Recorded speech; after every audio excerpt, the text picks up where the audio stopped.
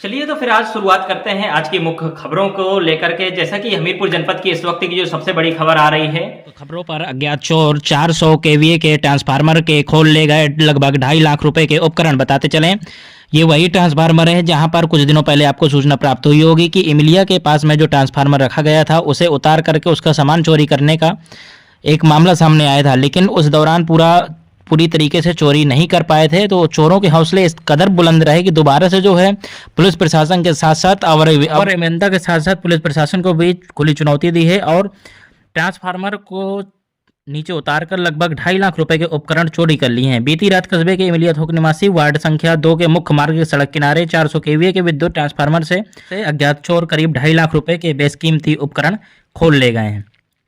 वहीं लाख प्रयास के बाद भी चोरी की घटना खुलासा नहीं हो सका और अभियंता ने अज्ञात चोरों के खिलाफ मुकदमा दर्ज कराया है। वहीं अगली खबर है, बसपाइयों ने सावित्री बाई फूले को नमन कर याद किया है, श्रद्धा सुमन अर्पित किए हैं। पता चलें, भरुआ सुमेरपुर के कस्बे के त्रिवेणी मैदान में महिला सशक्तिकरण की स्तंभ माता सावित्री फूले की 196 जयंती बसपा ने श्रद्धा सुमन के साथ उत्साह के साथ संपन्न की है। बताते चलें, साथ ही बताया कि उनके बताए हुए मार्गों पे चलने का संकल्प भी लिया गया है। बसपा जिलाध्यक्ष छोटेलाल वर्मा की अध्यक्षता में यह पूरा कार्यक्रम संपन्न हुआ है। कार्यक्रम में वक्ताओं ने देश की प्रथम महिला शिक्षिका सावित्रीबाई फूले के जीवन पर प्रकाश डालते हुए लोगों को जागरूक किया, लोगों को उनके जीवन के बारे में बताया और सशक्तिकरण का स्तंभ बताया। इस मौके पर पूर्व मंडल प्रभारी जयप्रकाश, राकेश श्रीवास, बिहारी लाल वर्मा, नाथूराम, डॉक्टर जितेंद्र सागर, सीताराम, सुमित वर्मा, हबीब, उमेश, गोपाल, सम्राट, संतोष सहित तमाम लोग शामिल रहे। हमीरपुर जनपद के भरुआ सुमेरपुर में घर के सामने ही चिरई बनाकर के गौ सेवा का संकल्प लेकर के एक गौसेवी के द्वारा लगातार जो है सेवा की जा रही है। बताया जा रहा है कि भरुआ सुमेरपुर कस्बे के समाज सेवी मन्नीलाल शिवहरे द्वारा अब गौ सेवा की जा रही है और खूब चर्चा का विषय भी बनी हुई है। उन्होंने अपने घर के सामने ही पानी एवं भूसा की चरही बना करके जो आवारा घूम रहे बेसहारा गौवंश को पानी और चारे की व्यवस्था की है। मन्नीलाल शिवहरे का कहना है कि यह एक समाज के लिए बड़ी प्रेरणा है, उदाहरण है और अन्य लोगों को भी ऐसे आगे आकर गौ सेवा करना चाहिए। वैसे देखा जाए तो सरकार के द्वारा लगातार प्रयास किया जाता है और गौ आश्रय केंद्र बनाए जाते हैं, लेकिन जो कुछ गौएँ हैं जो गौ आश्रय केंद्र से बाहर निकल आती हैं या किन्हीं कारणों के चलते गौ सेवकों की जो है वो छोड़ दी जाती हैं, तो उनको कहीं ना कहीं अच्छी खासी राहत महसूस हो रही है।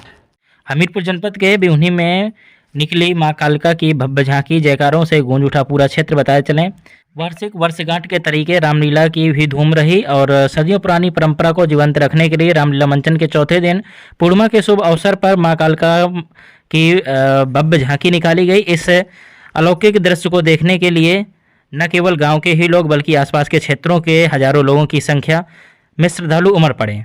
साथ ही ये भी बताया जा रहा है 4 जनवरी को भव्य दंगल का भी आयोजन किया जाएगा, जिसमें दूर दूर से पहलवान आएंगे और अपने दांव पेच दिखाएंगे। सबसे बड़ी जो खबर है प्रयागराज से है। जैसा कि बताया चले, माघ मेला की 2026 की शुरुआत हो चुकी है। पहले स्नान पर्व में संगम तट पर जनसैलाब देखने को मिला है। कड़ाके की ठंड में श्रद्धालु डुबकी लगाते नजर आ रहे हैं। ब्रह्ममुहूर्त से लाखों श्रद्धालु स्नान कर चुके और 25 से 30 लाख श्रद्धालु के स्नान का अनुमान लगाया गया है। सुबह 4 बजे से ही पूर्णिमा तिथि की शुरुआत होते ही श्रद्धालु ने स्नान ध्यान करना शुरू कर दिया। माघ मेले में 75 साल बाद दुर्लभ शुभ संयोग बताया जा रहा है। श्रद्धालु कल्पवास का संकल्प लेकर शुरुआत करते देखे गए और 20 से 25 लाख कल्पवासी 1 माह तक करेंगे प्रवास, ऐसा बताया जा रहा है। साथ ही सभी भक्तों के ऊपर पुष्प वर्षा भी लगातार की जा रही है।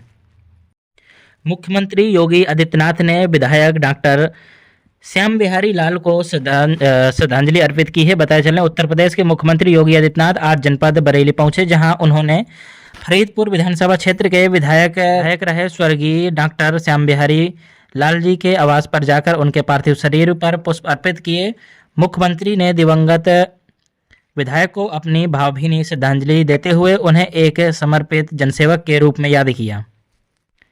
यूपी के हमीरपुर जनपद में इकरारनामा के नाम पर धोखाधड़ी कर फर्जी बैनामा करने का आरोप लगा है। किसान ने फर्जी बैनामा रोक लगाने की जिलाधिकारी से मांग की है। बताया चलें इकरारनामा के नाम पर धोखाधड़ी कर फर्जी बैनामा का जो आरोप लगाया गया है, तो किसान को जानकारी होते ही किसान ने फर्जी बैनामा पर रोक लगाने के लिए जिलाधिकारी हमीरपुर से मांग की है।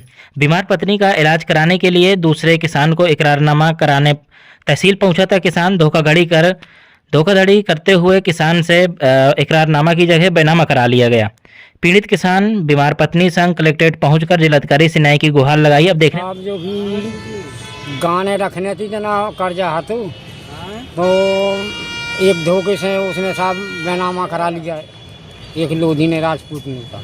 तो आज आप कहाँ पर आए हैं? आज हमीरपुर में आए साहब, किसको शिकायत करने? डीएम साहब को। किस लिए कर्जा चाहिए, पैसे चाहिए थे आपको?